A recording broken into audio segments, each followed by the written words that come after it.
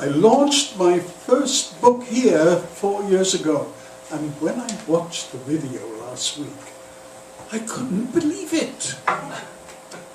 In between the poems, I gave this lecture on queer poetry. And from my attitude, it really looks as though I really believed I understood what I was talking about. Well, I was only 76. Now I'm happy to say I've learned that I understand next to nothing. Except, poetically, I seem to have morphed into Rosalind from Shakespeare's As You Like It. Well, I have a healthy interest in transvesticism, and I'm sickened by the ignorance and brutality of the Trumpian court, and I'm in love with love. And I hope this is evident in the poetry. I'm going to read 6 poems, so it should last about 20 to 25 minutes. This first one, Wake Up Call, is about our imminent demise and how we don't listen to the warnings. Not at all. Wake Up Call. Lovers and enemies, wake up tender. Tumbling into the day's first speak, the body mumbles, I'm alive again. Oh, this is a treat. And the haze of a dawn fades into a clarity. Except at this morning's dawn, my partner's sleep is interrupted by a chicken. The cockadoodle takes deciphering, for in the pale light it's less a cockadoodle than a car, a car, a car. My partner whispers, some idiot is keeping a fucking rooster on a balcony. So I raise the blind. And at apartment windows are city dwellers with binoculars, and on the roof of a clinic are nurses with thermometers. For Cara, Cara, Cara has so wounded the awakening, security guards cock their weapons. Therapists return to Freudian dissertations. And at a prison on the periphery, the executioner double-checks the electric chair. As my partner yearns for sleep, there's a shout, the damn thing's flying! But nothing has been sighted. It's a false alarm. And Cara, Cara, Cara continues, an articulation under marmalade-coloured feathers, expressing an ability of taking off our fences, to view civilization from aerials and weather vanes and branches.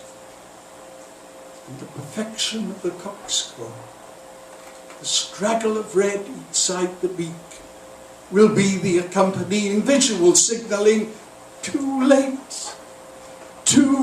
to save the orchestral energy of streams, never mind the rivers.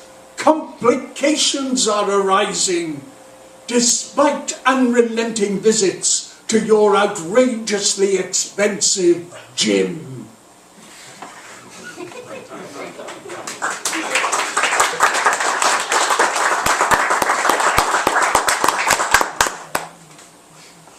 One of the benefits of being a poet in a city like New York, is that the question like, what the hell can I write about, is answered for you, hourly.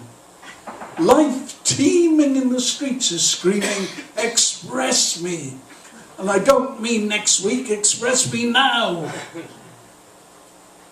This is called street scenes.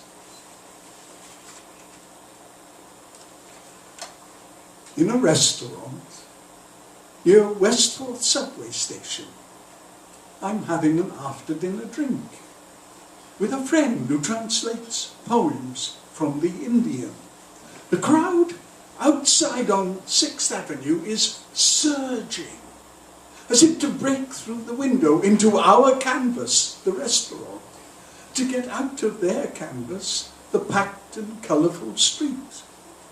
As in any New York area, there are smatterings of larky charlatans, politicos, intentional, unintentional beauties, diplomatic, democratic religions, rip-roaring greed. Into this turbulence wanders a porno star, in love with fame, the kind of youth to be seen cruising in graveyards among the naked tombstones. Actually, I'd seen him in a car outside my building the year before. I'd wanted to say, "Are you waiting for me?" because I'd been watching him on a porn site just previously. In videos, he's powerlessness, whereas in the flesh, he's activity without commentary. And when I saw him, I worshipped him, though in his car I could only see a bit of him. Now on West 4th, looking at the whole of him, it's easy to submit. A teenage Puerto Rican. One of his best videos is Reconstructions. In it, he plays an architect beset on by construction workers. Frustration resides in these construction workers. His function is to recognize this frustration and commit. I'd also seen him sitting in the F train, but then again just the upper part of him, for I was standing on the platform with sweat pouring off of me. That was a summer of great heat. I point out my porn star to my poet friend, the translator from the Indian. My friend sees a resemblance to figures on Indian temples. No, I correct. He's a hieroglyph on prehistoric monuments. His limbs are waiting to wrap around the warriors of bison hunting plains. To corroborate, I look to the street, but there's no sign of him. I grieve.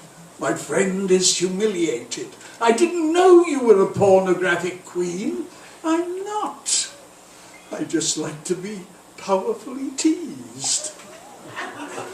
Also, I like the propulsion to be found in recent novels. Now, how are we going to pass the time? We watch the sexual athletes pass along 6th Avenue. All pass beyond the frame of our consideration to display themselves like ships on deep, appreciative seas. Thank you.